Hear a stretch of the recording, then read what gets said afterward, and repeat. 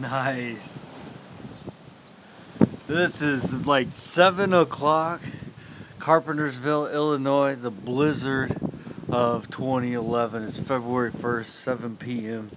Just finished our first shoveling of the pathway here out to the driveway. Estimate we got about 6 to 8 inches of snow on the ground. We got drifts in excess of 10 and it's a monstrous wind, as you can kind of see in that light. 12 to 24 inches. I was assuming we'll get 10.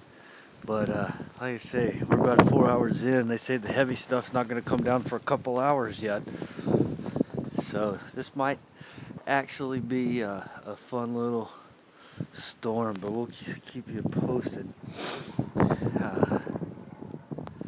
that wind and that snow is so fine, it's blowing through the cracks in the door. It's snowing on you a yard inside the house. It is a miserable night in the Northlands.